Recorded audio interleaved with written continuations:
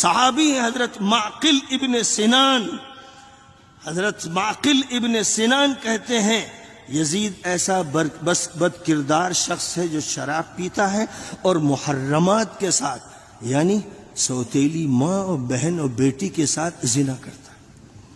حضرت عبداللہ ابن حنظلہ جو بڑے جلیل القدر صحابی حضرت حنظلہ کے بیٹے ہیں، انہوں نے کہا، انہوں نے دمشق جانے کے بعد جہاں یزید نے ان کو بڑے تحفے دیے تھے، ان کا یہ کہنا تھا کہ ہم وہاں سے آئے اور ہمیں یہ خطرہ لاحق ہو گیا کہ ہم پر آسمان سے کہیں پتھر نہ برسائے جائے. چونکہ یزید بد کردار، بدتینت، اپنی سوتیلی ماؤں، بیٹیوں اور بہنوں سے بدکاری کا ارتکاب کرتا ہے، شراب پیتا ہے اور نماز چھوڑتا ہے.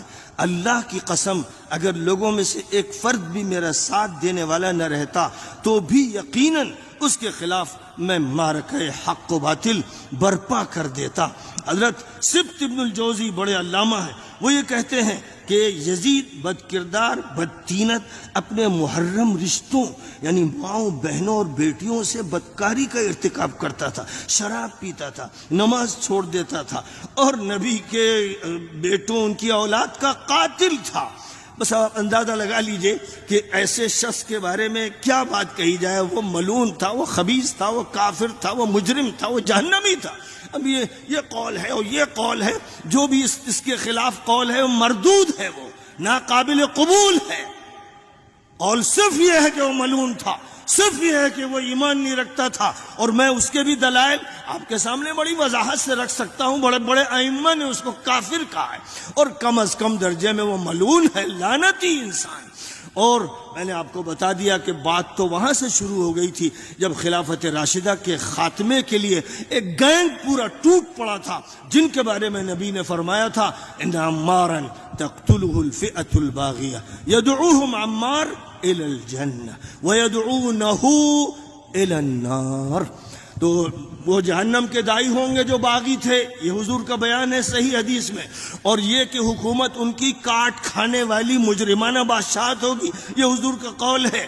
اور یزید کے بارے میں یہ ہے کہ وہ میرے دین کو بدل ڈالے گا، ابو ذر غفاری رضی اللہ تعالیٰ عنہ کی روایت ہے. اور پھر نبی پاک علیہ السلام کو حضرت ام سلمہ نے دیکھا کہ کمرے میں موجود ہیں، حسین چلے گئے تو ان کو لپٹا کر رونے لگے. تو حضرت ام سلمہ نے کہا حضور کیا بات ہے، کیوں رو رہے ہیں؟ فرمایا کہ جبرائیل آئے اور فرمایا اور انہوں نے بتایا کہ آپ کی امت کے لوگ مجرم خبیث آپ کے نواسے کو قتل کریں. اور ایک مٹی لائے کربلا کی، اور یہ کہا کہ جس وقت ان کا قتل ہوگا یہ مٹی سرخ ہو جائے گی. حضرت ام سلمہ رضی اللہ تعالی عنہا کہتی ہیں کہ وہ مٹی میں نے رکھ لی، اور جس دن وہاں شہادت حضرت حسین کی ہوئی اپنی آنکھوں سے میں نے دیکھا کہ وہ مٹی سرخ ہو گئی، خون میں لطپت ہو گئی. حضرت عبداللہ ابن عباس رضی اللہ تعالیٰ عنہما کہتے ہیں کہ میں نے خواب میں نبی پاک علیہ السلام کو دیکھا کہ بال بکھرے ہوئے ہیں، چہرے پر گرد ہے، غبار ہے، اور ایک شیشی میں خون جمع کر رہے ہیں. میں نے کہا حضور یہ کیا ہے؟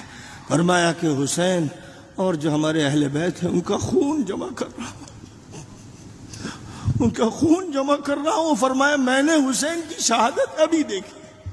حضرت عبداللہ ابن عباس کہتے ہیں کہ یہ وہی وقت تھا، وہی دن تھا، جمعہ کا دن تھا، 10 محرم کی تاریخ تھی، سن 61 تھا، جس وقت ادھر قتل حسین ہو رہا تھا اور میں حضور پاک علیہ السلام کو خواب میں اس حالت میں دیکھ رہا تھا. اے لوگو حق پہچانو، حق بالکل واضح ہے، قرآن نے بھی واضح کر دیا، احادیث نے واضح کر دیا. جو لوگ بھی فتوے بازی کرتے ہیں، جھوٹ بولتے ہیں، الزام تراشی کرتے ہیں، خدا کی قسم وہ یزید کے ساتھ جہنم میں جائیں گے. وہ مجرم ہے، وہ خبیث ہے، بدتینت ہے، نبی کو اذیت دینے والے مجرم، جن کے بارے میں قرآن نے کہہ دیا ان الذین یؤذون اللہ ورسولہ لعنہم اللہ فی الدنیا والآخرہ وأعد لهم عذابا مہینا. ایسے تمام مجرموں کے لیے اللہ نے اہانت والا عذاب طے کر رکھا ہے، تو وہ بچ نہیں سکتے جو یزید کا ساتھ دیتے ہیں اور پھر جو بھی باغیوں کا ساتھ دیتے ہیں. خدا کی قسم بچ نہیں سکتے. قرآن صریح ہے، حدیث صریح ہے اور صحیح حدیثیں ہیں. اور ہماری جو کتابیں کہلاتی ہیں بخاری، مسلم، ترمذی، سنن ابو داؤد، سنن نسائی وغیرہ وغیرہ، ان کتابوں میں یہ ساری تفصیلات بیان کی گئی ہیں. حق بالکل واضح ہے. اس کے خلاف جو جرگہ، جو گینگ کوشش کر رہا ہے، یہ اس دور کا یزیدی گینگ ہے. اس کو شکست دینا ہمارا کام ہے اور اللہ ہمیں نصرت دے گا، مدد دے گا.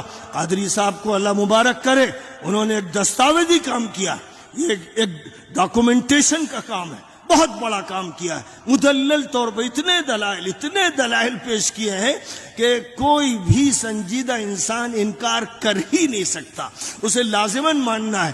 کاش لوگوں کو توفیق ہو جائے کہ وہ یہ کتاب پڑھیں، اور کاش کہ توفیق ہو جائے کہ حدیث حضور کی پڑھیں اور حضور کی شان میں گستاخی نہ کریں. وآخر دعوانا ان الحمد للہ رب العالمین.